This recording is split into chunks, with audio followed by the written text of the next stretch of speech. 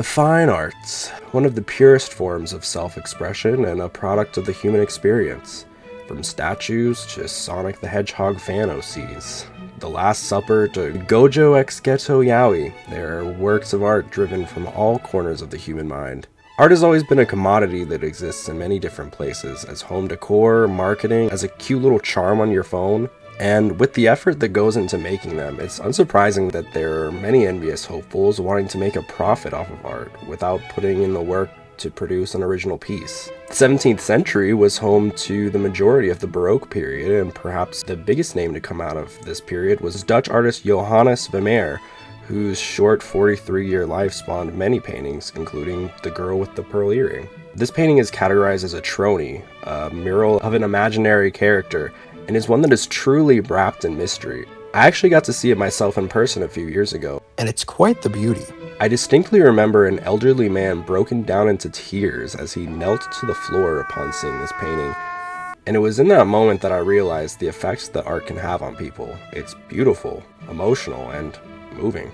So it's no wonder that there are people out there seeking to profit off of those raw responses. Henricus Antonius, hey twin, Van Meegeren was another Dutch man who was famous for his Vermeer forgeries.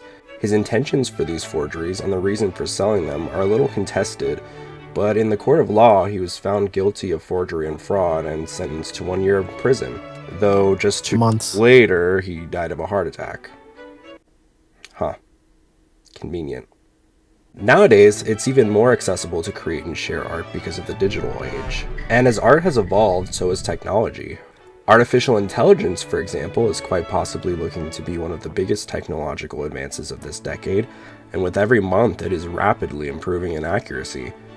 There are a lot of exciting developments in the field that are proving to be useful. For example, AI has helped make testing in the medical world much more accessible, and streamlined previously tedious processes.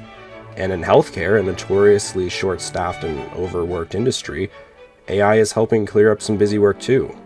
In science, AI helps find trends in data sets that would either take extraneous amounts of time or would simply be overlooked by the human eyes entirely. As someone who has worked with data sets quite a bit in my post-collegiate life, I can attest that it's done me a solid quite a few times. Perhaps one of the biggest components of AI for the pop culture world, though, is AI art. And I'll admit, it is kind of impressive. Basically, you type in a prompt and let a generative AI program spit it out into a visual form. Generative AI programs use neural networks, a system of information that it has learned to take a massive set of data and apply them to the desired product. So if you wanted an AI to make you a car made out of bacon, per se, the AI would probably look through a data set of both cars and bacon and apply those images directly to the result. Of course, as impressive of a technological feat AI art is, it still has a lot of distinctive kinks in its output. Perhaps many wouldn't pick up on these intricacies, but AI art has somewhat of an uncanny valley effect to the way it's unable to generate certain elements. Take hands, for example, which are usually the most surefire giveaway to tell if a picture is made using AI art. The hands, in the artist community, are often regarded as the hardest part of drawing people, and this is for a good reason. Hands are complex, so it might not come as a surprise to you that AI hasn't quite nailed its hands yet either. The AI art's hand's palm lines are often strewn about in places much less than methodical, its fingers often curled and contorted in every which way. Many times, there may be an unintentional polydactyl, an extra finger or two growing from the hand as well. I will say, it is kind of humanizing that AI can't make a good hand. Such is the struggle of every artist, I suppose. AI art also falters with eye symmetry, or perhaps consistency in hair strands. Maybe it fails to maintain the fine intricacies of someone's clothing, or maybe the casting of light and shadows is sporadic. I know AI would struggle with generating images of me because it isn't the best with multi-toned hair. And honestly, depending on the platform, I've seen some pretty grotesque nightmare fuel generated by AI. Perhaps as time progresses, AI could get better at this, but I think it's fine as is if it were only being used as a fun little toy. Keyword being if here. Because in many cases, there are concerns with how AI interacts with art. This has caused a lot of controversy online, and for good reason. For a lot of artists, AI doesn't just threaten their jobs, but it also takes their pre-existing work without their consent and filters it, along with many other pieces, to create another piece. This can threaten the agency of their work, and many have likened it to a coded version of an artist tracing over another artist's piece. On January 24th, 2024, clips surfaced of Twitch streamer Asmongold talking about AI art. The clips in question were a response to the allegations of a game called Palworld stealing designs from other companies and its company's historical use of AI. To expect me to draw a moral line, I have to perceive a difference that I consider substantial. And I do not consider the difference substantial. If it was made with AI, I'm completely okay with that because it was fun. The evidence It is doesn't that matter. Nobody really cares the about lead this. developer, AI is bad and it takes jobs from people. Well, AI and the sentiment from artists' opinions don't matter. It just doesn't matter because what matters is the opinion of the people that are buying the product. Like, it doesn't, like, your opinion on it, like, just because you do it doesn't, like, nobody cares. Oh, and he thought the Thor movie was cool. Shut up. I like watching the Thor movie. It was cool. So, that's cool, I guess. And these statements made a lot of people, especially artists, really frustrated. Ignoring the fact that Asmongold's room is giving Redditor mod chic, his opinion is actually not a rare one. There are a lot of people who think like this, whether it's based on ignorance or pure malintent. And I think there are a fair amount of people who don't understand why AI art presents moral issues. Unfortunately, most of the conversations I've seen about the issues surrounding the use of AI as it pertains to art are usually just Twitter spats. So I wanted to take this video as an opportunity to rationalize artists' frustrations with AI art, and attempt to structure a solid argument as to why AI art can present some moral complications. So join me as we delve into the perils of AI art. 1. Taking inspiration versus stealing. So, Asmongold, or Zach, can I call you Zach? Zach discusses that he can't draw a moral line between taking inspiration from art and copying art using AI, and to him, neither can the general public. But the issue with this logic is that it fails to dichotomize a key difference in their methodology. One takes inspiration, while the other one just blatantly steals. So I suppose we should start by taking a little time to categorize these two concepts.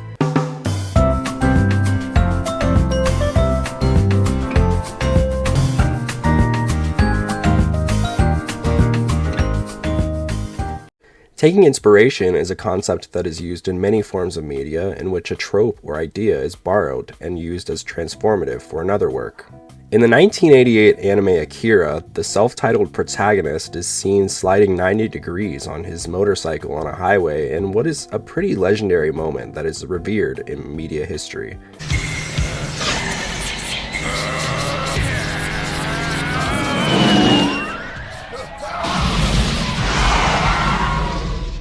And you've probably seen other films and shows use this same idea, as there are many who find genuine awe in this few-second clip.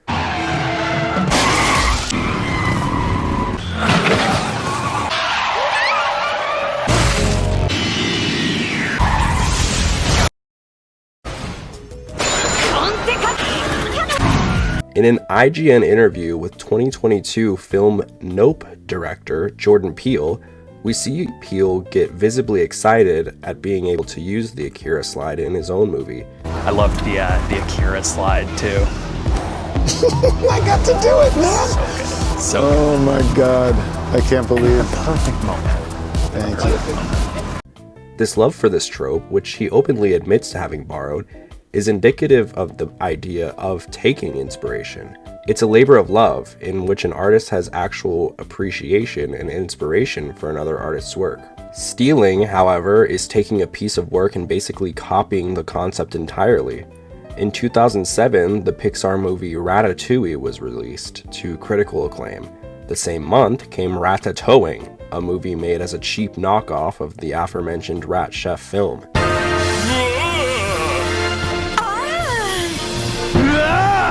In that same year, we also got DreamWorks' Bee Movie, which was followed by its own cheap knockoff, Little Bee. Also, reading back on this, what was it with 2007 and having movies about animals with questionable relationships with humans? You coming?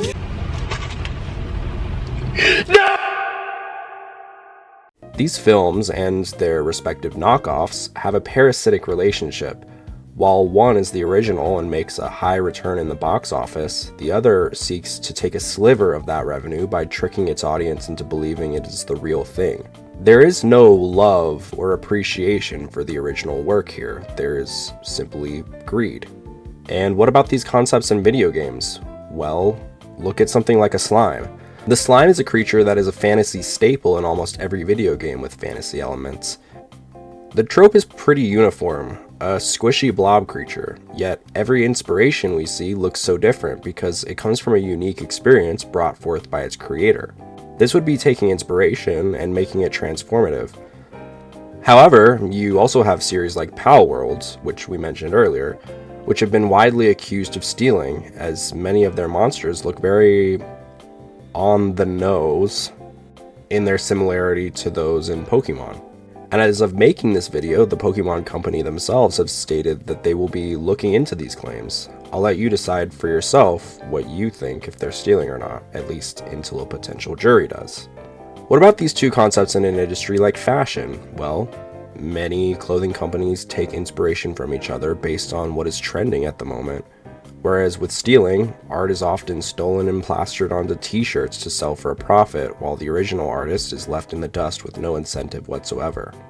So taking inspiration borrows an idea, but still makes it its own product, while stealing takes the idea completely and claims it as its own. So now that we've established the difference between taking inspiration versus stealing, can you guess which category AI art falls under? It's stealing. AI art is stealing. You've probably heard this argument being used a lot, that AI art is stealing, but I think one thing we failed to talk about is just exactly how AI art is stealing. It's important to understand how generative AI works. Basically, it uses fancy code to decipher a bunch of art that it puts into it and pumps it out into something that may appear like its own work, but it isn't. It takes various components of existing art and mashes them together into this Frankenstein of an art piece. That's why you may have seen AI art being put side by side to pre-existing art pieces every once in a while.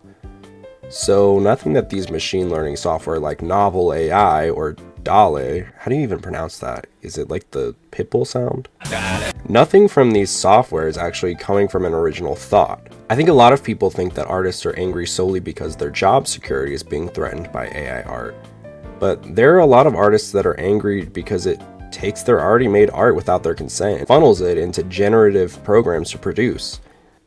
Some of these programs are even taught to omit watermarks and signatures. You know, the markings that identify whom a piece of art was made by. It almost seems like these software are taught to steal and cover up the evidence. That's because that's exactly what they're doing. 2. The convenience of AI art. Zach claims that he's willing to overlook the moral line between inspiration and theft because it's fun. Well, you know what else is fun, Zach? Cocaine. But that doesn't mean you should be doing it. No, but okay, sure. AI is fun. It's a tool right at your fingertips to make it create whatever you want. Oh, and I mean whatever you want. So that fun is rooted in convenience. While it's true that consumers often don't care about the root of the content they're consuming, there is still a moral dilemma here. Tectone is another big streamer who quoted the Asmongold clip to compare the convenience and cost effectiveness of AI art to buying a burger. Basically, he says that he would rather buy a $4 burger made by a robot than a $12 burger made by a human. And while the analogy is a bit flawed, this point is one that I see a lot in pro-AI art arguments. The problem with this logic, though, is that it compares the automation of basic fundamental commodities that still have humans involved with their production, while the other is a creative commodity that requires the full presence of a person and their experience. A burger can be made by a machine because the recipe and the procedure to make it are still imagineered by a human. However, you don't need constant input to make a burger. Hell, you can't even plagiarize a burger. Burgers don't need to be unique, they just need to be edible. But art is different because it comes from the human experience, and a robot can't replicate that. That's why it uses the art made by people to try to form its own. It isn't able to reproduce a unique piece of art. So the analogy Tectone makes here is, pun intended, a big nothing burger. Man, I could go for a burger right now. I should DoorDash myself a burger. Novel AI, generate me a $4 burger, please. But the point still stands that yes, AI art is fun and convenient. Nobody is really questioning that. Because again, we're discussing the moral implications of it. When using AI art in a product or as content, you're essentially using the convenience and, more importantly, the stealing of others' work to drive sales or get engagement. You're essentially saying that you don't care about other people's struggles because, like Tectone said, you've got enough issues yourself to worry about, right? It is this self-aggrandizing attitude that I think a lot of artists get really frustrated about, because at the end of the day, art is not fundamental for human survival. So the idea that someone feels that they need to find the cheapest option for producing art is a bit ill-conceived. And more so, it's just plain greedy. Come on, man. The company Wacom, which is one of the biggest in the digital art space due to their high-quality drawing tablets, #notanad, was called out in early January of this year due to the use of AI art in their marketing material. And in this case, I don't think it's the use of AI art itself that people took issue with, but instead the actual hypocrisy of it. Your whole brand is based off of selling supplies for digital artists, so why didn't you just hire a digital artist to make your marketing material? It's like if a bicycle company used a roided up Lance Armstrong to sell their bikes. It's not exactly the bikes that are making him win those races, now are they? Allegedly. Allegedly? But ultimately, Wacom must have seen the backlash they were getting, because they later took down those posts without any further comments. Now, let's give them the benefit of the doubt. It's possible this was a careless error on Wacom's part, but I think a lot of people pointed fingers that they were being stingy and didn't want to pay an artist for their work. But there's also a logical leap here with the thinking that AI art should just be used over artists due to its convenience and cost effectiveness. Because if we rely on the convenience of AI and its usage of real human-made art, we'll drive all the authentic artists out. And the ones that don't get driven out will find ways to protect their works. Then, eventually, AI art will begin to eat itself. Much like VTuber Merriweather states. Even looking aside the fact that most of these art pieces are being used without permission, this style of generating art is doomed to fail. What happens when most of the art on Google Images and Pinterest is AI art? Well, the AI model will end up training on its own art, making it more and more nonsensical and, excuse the wording, inbred. And remember, if you kick every artist out of the community, then who is going to make your Vaporeon NSFW art, Asmongold? 3. Artists' opinions don't matter. Artists' opinions don't matter. This, to me, is the most nefarious part of the argument. Because the first 2 points are ones that could be chalked up to plain ignorance, but this one is a bit more concerning. Zach claims that artists' feelings aren't relevant to the conversation of AI art. Now, while I think that Zach could mean that this isn't necessarily his opinion, but instead that of the general public, I do think that he may be inclined to agree, at least to some extent. And sadly, I do think that there are a lot of people who do genuinely believe this. But I don't think it would be a far stretch to say that Zach's community is full of artists who have made some amazing art of him. So what if all that art disappeared and instead were replaced by AI? Would he be upset about it then? Well, maybe he wouldn't be, but the love and care put into those pieces of art wouldn't be present anymore. The dedication that his followers have to him, the craft put into each piece they make, that would just be gone. Now, this may come as a shock to you, but I'm not exactly real.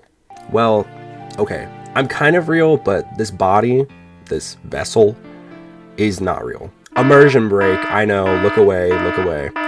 This probably isn't super hard to tell either, but I do, in fact, happen to be a VTuber. Well, yes! Now, artists have a very strong relationship with VTubers.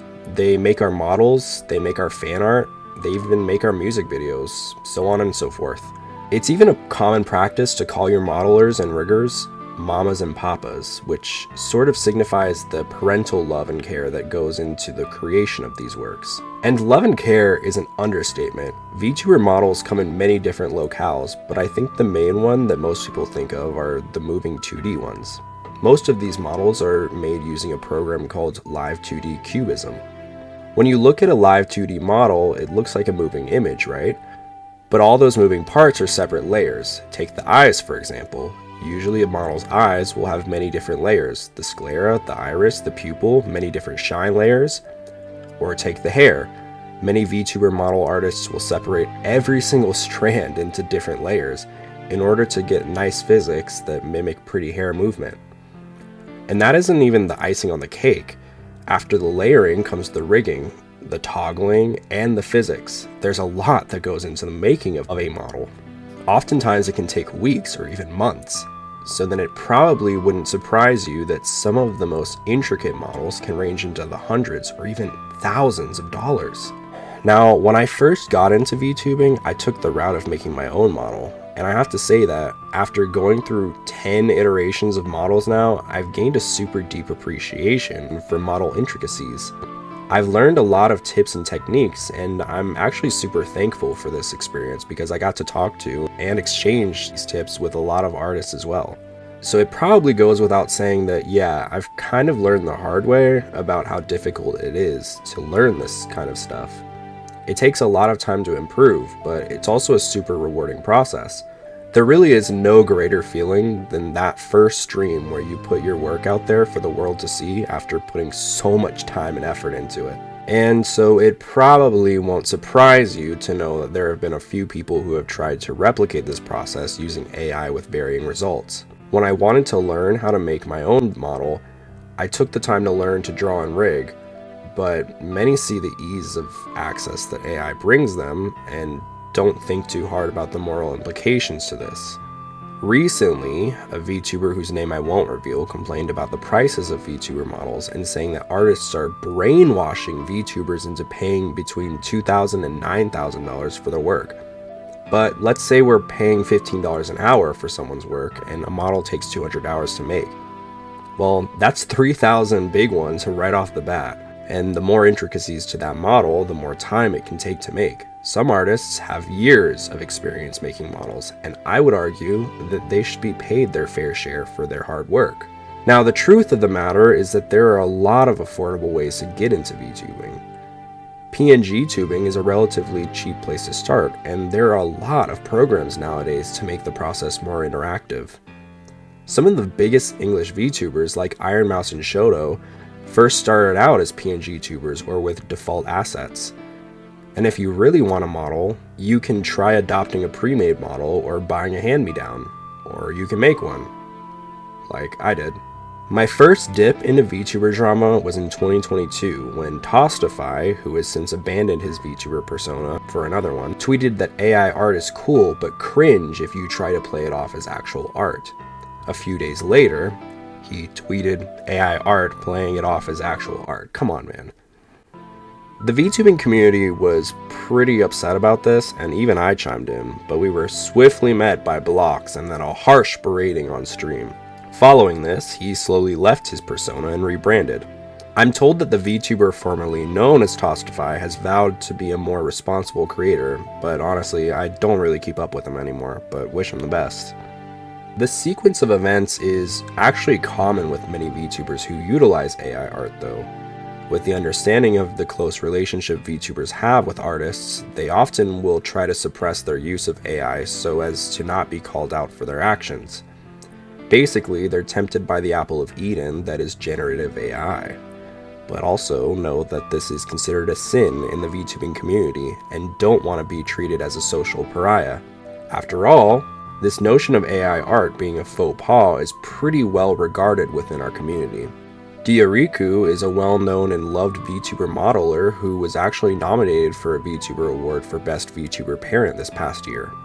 And she has been understandably very vocal about her distaste for AI art. You also have a slew of other corporate VTubers like Mori Calliope from Hololive or Zentreya from VShojo, both of which are mother, asking that AI art not be used in their fan art tags. A similar request came from that of the soon-to-be graduating Kyo Kaneko from Niji Sanji, which we're very sad about, by the way. You'll recall that Tectone tweet, Joel, the porcelain maid, also admonished him for his statement. Even HoloLive's Gargura, who is the biggest VTuber of all time as per making this video, expressed her discomfort with the methods AI art uses to make its images. From what I understand, it's been using a lot of other people's art. It's neat to think about the technology behind it, but it's not neat to think about the people that might potentially be having their art hijacked by some computer. And there are a lot of similar takes amongst other major VTubers inside and outside of agencies. I'm more on the not okay side because of the way the AI is usually trained. Mostly using a database of reposted art without the artist's consent. And I feel like it's not ideal. I do not want to support AI. I feel like AI, when it comes to design and voiceover and the arts, should not be utilized. I don't think it belongs in the arts. But no, I'm not interested in AI art of myself. I would appreciate if you guys didn't do that. In my opinion, AI art, have your opinion on it. But me personally, a lot a lot of my friends who are artists, it hurts them, so I'm not interested out of respect for them. Respect for them, you know what I mean? You guys do what you want, whatever. But because I respect my artist friends, I don't... Only from a technical standpoint, I find it impressive. From a moral one, that's just weird. It ain't your art. I can respect how the technology is impressive, how far we have advanced, but morally it's wrong.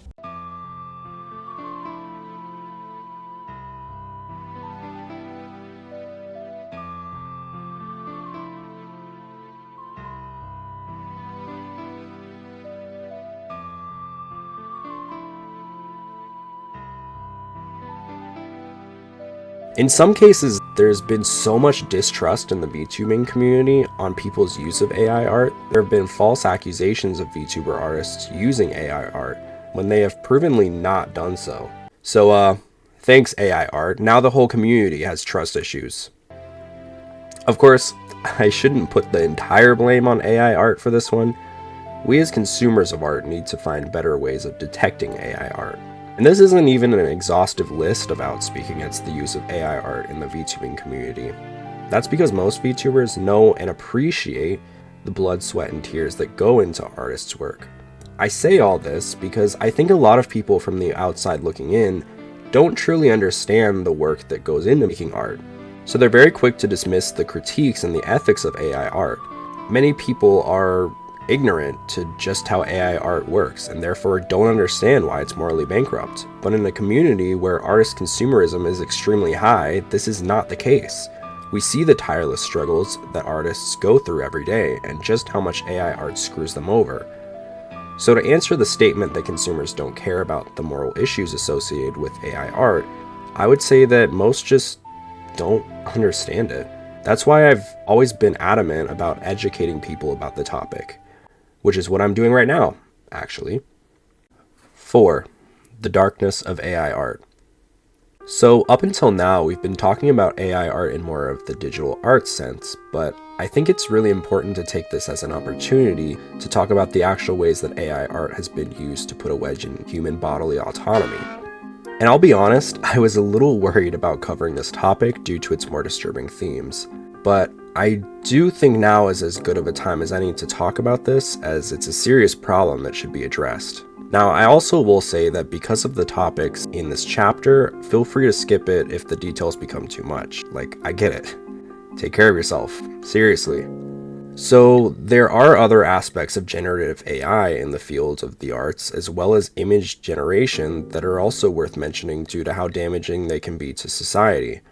One major aspect of note is the generation of realistic images, because like AI art, generative AI can also produce realistic looking images, videos, and realistic sounding audio. Did you just...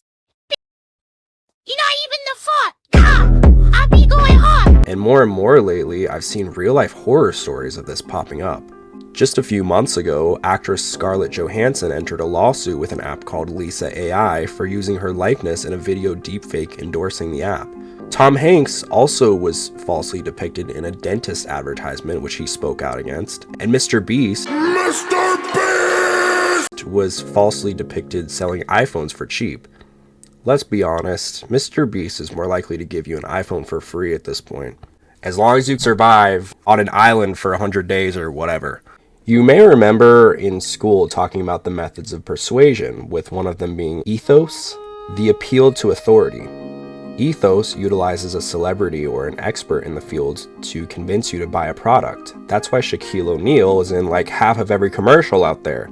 Shaq is a cool guy, and if Shaq is using this product, then it must be good. And when you use this method by forging a celebrity's likeness, the consumer can't tell the difference in many cases.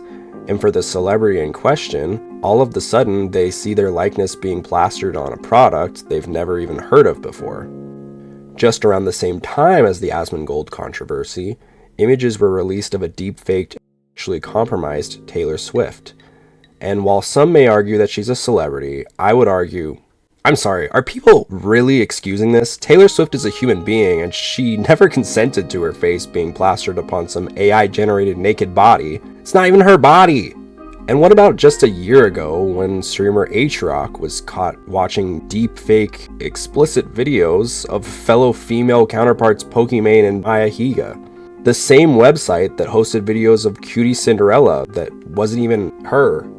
This type of content is extremely traumatizing, dehumanizing, and defamatory, and no single person should ever have to endure that type of treatment. Last July, a video circulated of Futaba from Persona 5 voice actress Erica Lindbeck singing a song by Bo Burnham, and wouldn't you know it, the voice was AI generated. Erica expressed her discomfort with this and asked for it to be taken down, and to be fair, the original uploader did take it down. But you may not be surprised to hear that she also got a lot of backlash for this, and she ultimately left both Twitter and Instagram. And AI has been a big issue for voice actors professionally too, as a lot of voice actors have been fighting back against their voices being used for AI while they end up getting paid less in the process. 5. Regulating AI art. Now I already hear the comments, draw Sarah, AI art is inevitable, it's going to keep improving, and pretty soon it's going to be impossible to tell the difference between AI art and real art. You're just one space twink on the internet. What can you do to stop AI? And to that I say, oh, you really think I'm a twink? Do you want a kiss? And also, I know this, but I'm not fighting to stop AI, or even AI art for that matter. But there are plenty of ways I can think of to regulate its usage and distribution. The biggest method that many have argued would be to force copyright laws on the software so that it can only utilize art from a database that the company paid artists to consensually input. Most AI art programs are paid subscription-based anyway, at least the ones that are worth their salt. Maybe for every usage of a piece, that artist gets paid residuals. At least that would include artists in the earnings. There are a lot of lawsuits from various individuals and companies suing generative AI in the works already. One recent suit filed by artists against Midjourney, albeit dismissed by the judge, marks a big first step in regulating the usage of AI art. And it should be noted that there are already media-oriented websites banning the use of AI on their platforms like Getty Images, Newgrounds, and Fur Affinity. So yeah, big win for the furries. Always the pioneers. I think the first big step that needs to be made before anything is that we ban the unauthorized use of other artists' work. Remember when I said that people will eventually find ways to circumvent having their art stolen by AI? Well, that's actually already starting to happen. Computer scientists from the University of Chicago are developing a program called Nightshade, which attempts to poison images so that, from the human eye, they look no different. But internally, the so-called poison corrupts the images by appearing to the AI as something that it isn't, thereby dissuading the AI from using it. So Nightshade, like its floral namesake, is a silent killer. But I also believe that it will be important for us to regulate our own use of AI art, because it's all fine and good to use it as a fun TikTok filter or perhaps to get inspiration for a project, but the actual usage of this material as an application for your own benefit, That is immoral. Because at the end of the day, stealing art from unconsenting artists to use as your own art is, and I know this is crazy, wrong. 6. AI art isn't art. So here's the conclusion. AI art is not art. Hopefully that's not a shocking stance to hear from me after this whole video, but I didn't want to scare you with that. True art comes from the human experience, which is kind of the biggest point I've been trying to drive home here, but now that I've given all the context I need to, I can officially admit that I, Antonius Drosera, am indeed an AI art anti. But seriously, AI art struggles to replicate the human experience in a meaningful way because it will never be able to achieve a soul like human art does. Oh, please! I have no soul. The human experience is complex, and with it comes billions of unique individuals that are capable of creating beautiful works of art. That's why AI art will never truly replace human art, because it lacks the very thing needed to make good art. I said this earlier, but jumping into art was one of the best things I ever did for myself. It was a way to express myself, to apply my imagination and creativity to something tangible. I've had so much fun doing it. And not to mention, I've grown so much as an artist as I've made more art. In the span of just a year and a half, my art style has evolved from this to this. And while I still have a long way to go, the most rewarding thing is to see my growth.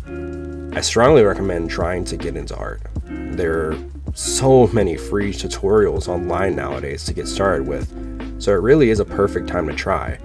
It doesn't even have to be a visual art, but just something creative to express yourself. And yes, this is me telling you to find some hobbies, because without humans' productions of art, we would never have the ability to relate to each other and our varied experiences. Without true art, we would be nothing. So that was the video. I hope you learned a thing or two. I know most people expect to see a real person when watching a video essay, so if you haven't seen my content before, I really appreciate you for giving me a chance. I'd be interested to do more of these if enough people enjoy it. Oh, I'm supposed to tell you to like and subscribe, I guess. It helps a lot, or so I'm told. I also stream on Twitch on weeknights, so check me out there as well. Anyway, thanks for watching, and I'll see you around.